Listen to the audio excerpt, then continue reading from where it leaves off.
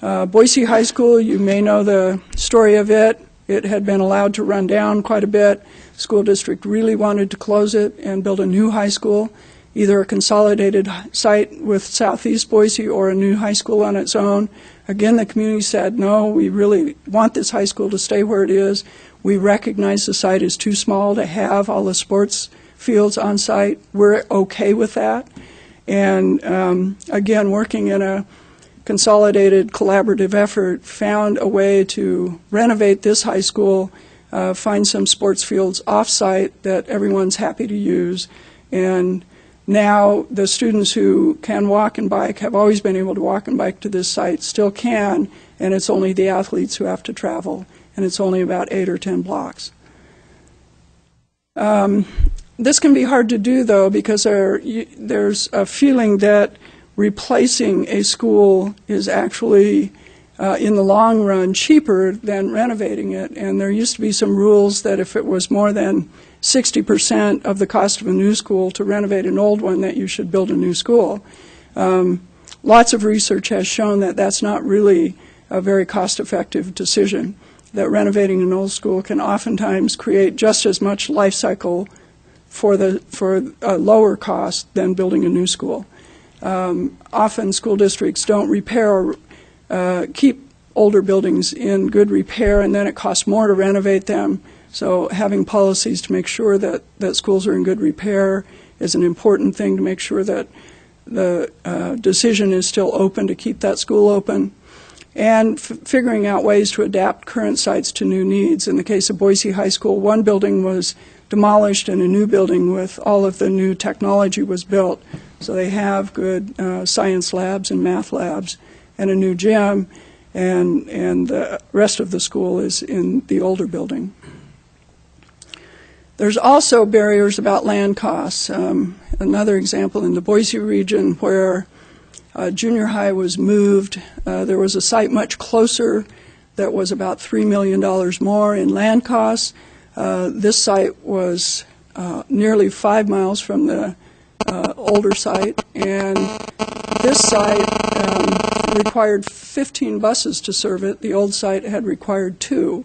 So when you consider the cost of 13 buses over the life of this school, the $3 million in land costs actually becomes pretty small. But at the time it's happening, that $3 million is money that the school district doesn't otherwise have, and so it's a really difficult decision to make.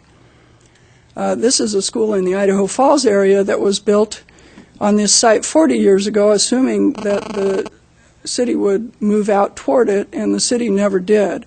And so all of the costs to extend the infrastructure, to extend all of the things that were needed to make this site work as a school have never really repaid themselves with new development moving out toward it.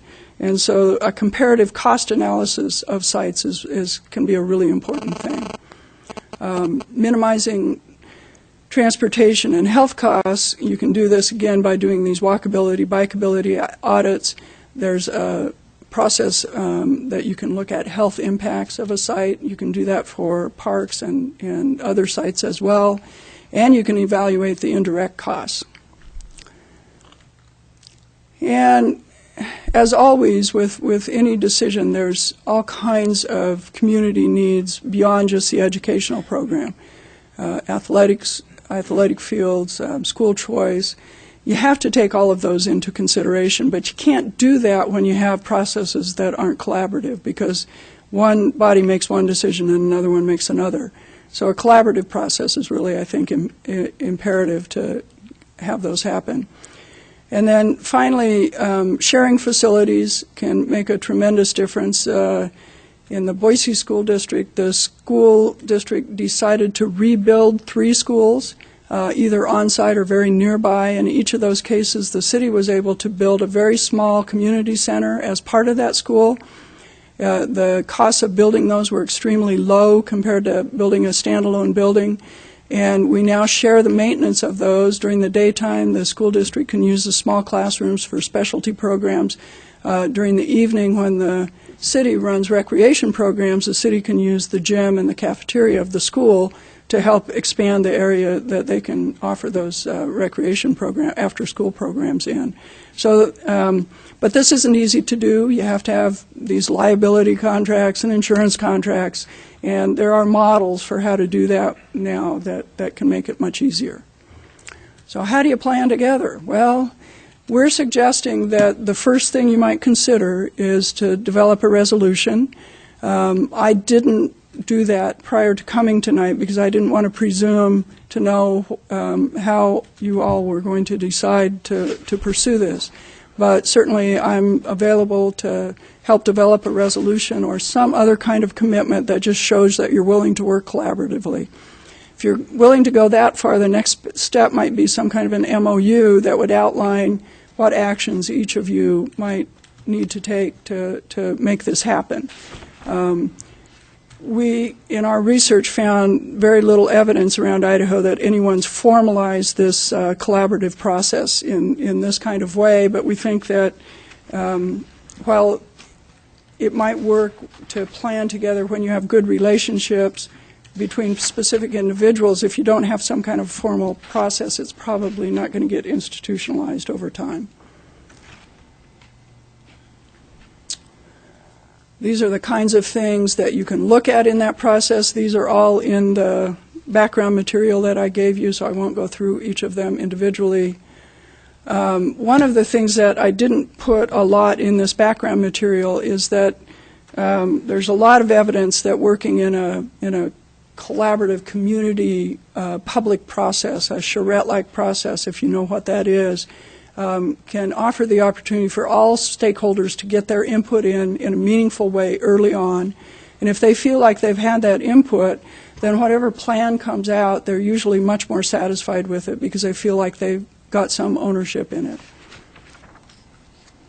And then finally, if you do decide to do this, you need to honor the outcome in some kind of official documents, either in your comprehensive plans, as I've suggested, or your zoning code.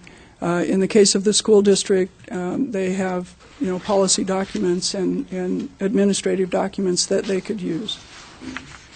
And with that, I hope we can have a bit of a discussion about how and if you'd like to pursue this further. Thank you, Elaine, for your report. And as you mentioned in the course of your remarks, that we do have some members of the Moscow School District Long Range Planning Task Force here, as well as Superintendent Kleinert. And I'd invite any of you who are here who want to pose questions, certainly feel free to do that or otherwise comment. Council members, any observations or questions for Elaine? It's a lot to absorb in a short time, and as far as jumping right in and I think that it's the right direction, and I know that we've started talking about it, but on the smaller scale with perhaps the joint ball field project, as far as actual location of schools, I think that's a good idea, and it's hard to say really with the city of Moscow where everything's about a mile within walking distance, so it's a lot different than Eagle, as far as that comparison. But actually, Eagle's only 20,000 people too. It's just that they chose to put the school way out. Kind of like St. Mary's, even less. But yeah, again, it's a lot to absorb. And you do have a good pattern. Mm-hmm. Okay, Wayne. Well, I kind of agree with Dan. I think it's extremely interesting, and I think it'd be particularly beneficial to, I'm going to say, larger communities. I'm surprised that Eagle's only 20,000, having just been through Eagle. It's really spread out. Mm-hmm.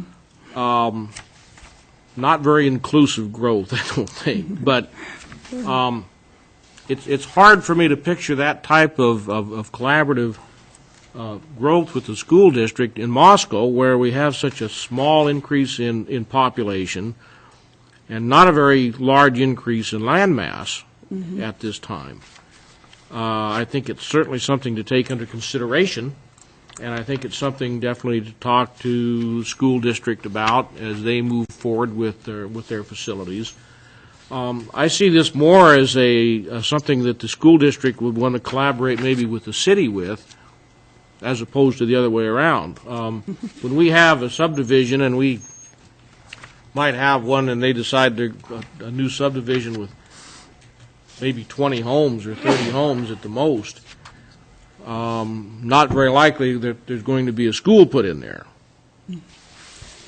So this is where I'm having a hard time grasping how something like this would fit within our own community.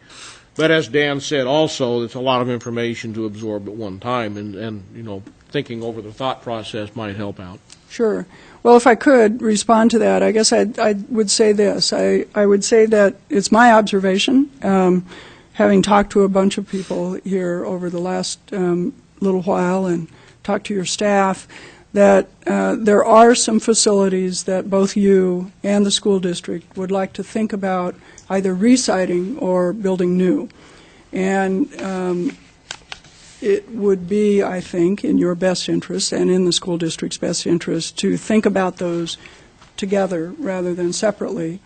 And what we can offer with this assistance, and I'm going to put Gary on the spot because he's going to have to help if this is going to happen, is to develop, as you think about, you know, like you said, you need some time to absorb all of this information. As you're doing that, I could work with your staff to help develop perhaps the kind of resolution that you might want to consider, develop the kinds of, an outline of the kind of planning process that you might want to engage in. It doesn't mean that you're making a commitment to plan a particular site or a particular school. It's that you're making a commitment to work jointly with the school district and whatever transportation districts and the county, if you think they're relevant to the discussion, to plan. I think, as I pointed out, you've done a great job on your comprehensive plan on your parks, and if you engaged in siting future school facilities and other facilities in that way and did it collaboratively, I think that you'd be miles ahead of a lot of communities in the state of Idaho as growth does occur. Now, it's not, you're not growing as fast as the Boise region, but you are continuing to grow. And besides growing, the needs for different facilities have changed, and so you do have some needs that aren't being met today, and that would be a way to allow you to do that. Does that help you think through? Sure, please. So when you're talking about needs and facilities, you're referring to things above and beyond classrooms themselves. Yeah, not always just classrooms. Maybe ball fields, for right. instance. Maybe ball fields, maybe recreational purposes. Maybe new technology that the building that they currently have isn't wired for, isn't capable of handling. And Gary will probably follow up on this too, but as we've discussed, this is something we could generalize to beyond the school district, at other public facilities, you know, perhaps related to the highway district or to the county or to other stakeholders in the public realm. Gary, did you want to follow up on Wayne's question, Elaine's response? Yeah, I think the point about setting up a process or an understanding makes a lot of sense. If you recall back in, I believe it was the late 1990s, when we implemented a conditional use process for the location of schools. We had charter schools going in areas where there was no public infrastructure, they were inaccessible, they were in neighborhoods, but really you were having a lot of almost commercial traffic on residential streets. So that's when that commercial or that conditional use permit requirement came in, and that gave us some amount of process prior to just citing a school, which previously in some districts was a use of right. I think a great example is the latest iteration of the facilities for the new high school, which came before the voters some time ago. That was a process where the city was engaged late. Site selection had already taken place. Architects had been retained. A lot of pre-planning and almost up to pre-design had been done prior to the city even being informed the location, analysis of infrastructure, so on and so forth. I think, and I've talked to Dale about this, certainly we can both benefit from having a little better planning process. The city, as part of our processes, when a subdivision is, or excuse me, zoning subdivision is being proposed and the school district is engaged by letter, you know, review this. If you want to have input, engage the city that way. So I think, and certainly we haven't had any school facility that has been proposed to be I guess, placed over the last couple of years, so we haven't had the opportunity. But I think some lessons were learned during that last situation that we do need to at least have an understanding of how this is going to be done. And echoing the mayor's comments and my conversations with Elaine earlier, a process such as this, those folks that, when we locate parks or we locate public facilities, we consider looking at that. How is it best going to be served? Does it fit the infrastructure? Can people get there? Do they have to drive there? You recall when we did the joint law enforcement facility analysis. A huge part of why that didn't proceed, at least from the city side, was that locating it outside of town would have required additional personnel, maintenance of more than one site, and response times, and convenience to the public. If they wanted to place a police report for just about anything, if we did not maintain a satellite downtown facility, they would have had to drive out of town or at least to the very edges of the city limits to do it. So I think the process makes a lot of sense. So a hand down here. Tim? Thanks, Mayor Cheney. Elaine, thank you for coming up and giving your presentation. I was pleased to hear the observation on the parks as first to schools in our comp plan. Interesting observation. So thank you for that. You bet. I, for one, like Gary's recommendations of putting some things perhaps in place. I would support that. And then I just wanted to make a comment. I took part in the October 12, 2011 walk bike to school day that the school district and volunteers did. And I observed at Lena Whitmore that there were a lot of parents dropping their kids off, some of whom I knew and knew where they lived, and was surprised that they were driving such a short distance to drop their child off. I also observed the same thing at Palouse Prairie Charter School, that there were a lot of parents dropping their kids off. And what seemed to click in my mind was that, one, they weren't biking or walking to school on a bike or walk to school day, and two, why? And the only thing I could come up with was perhaps the parent was concerned about the child's safety. And I'm a big supporter of walking and biking to school. I've lived in this town all my life and walked to every school I ever attended, or biked, never got driven. And even when they did the Moscow Junior High School, which was a long ways from my home at the time, still biked to school. So in order to encourage more biking and walking, the Complete Streets program and all those sorts of things, and proper sighting is important, but I still think we need to get over this hump of protecting the child to the point where he can't even walk a block or two. So that just a comment on an observation that I made. Yeah. Thank you. I think you're absolutely right. I've, as part of this project, I've also been working with American Falls and Kimberly, both of which are very small cities, and both of which are entirely walkable, almost, completely gridded, very easy to get around, and both of which have about 60% parent driving. And so there is a big component to changing behavior as well, but if the school isn't in the right place in the first place, or the park, or whatever it is, then you can't change the behavior because there's not that choice. So, but you're absolutely right. Sue, did I see your hand up? Yeah, I just, I guess I had a question for, kind of a question for Dale. Dale, I guess just brought this up is, what percentage of, because the Moscow School District encompasses Viola and a lot of other places, what percentage of our students don't live within the city limits? So let Not us very many. introduce Most of our students do live in the city limits. Okay, that's what I wanted to know. Superintendent Dale Kleinert, for those who Thank may you. not have I'm met Thank sorry. you, Mary Cheney. Thank you. Thank you, and your address, no, sorry, sorry. For there. And the other question I had was, when you're talking about the future acquisitions map, was that land already in the area, which came first, the area of impact or the siting of the schools? Because we've been accused of takings. You know, you want to put a road in outside the city limits, you're taking my land. And if we were to plot schools on land that wasn't in the city limits or the area of impact, we'd be in a whole lot of hurt.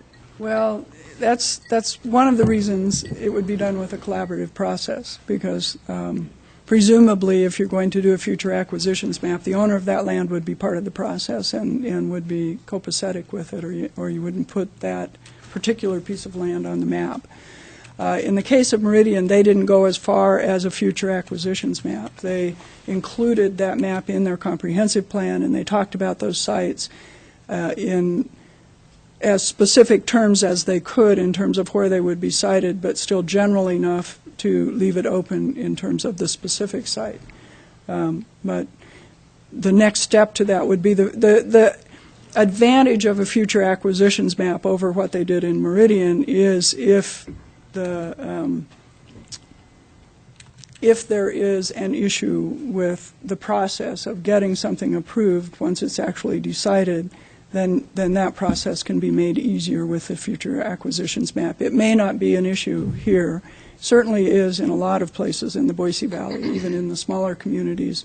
The planning and zoning process is onerous enough that being able to streamline that is quite an incentive, and the acquisitions map could do that. As long as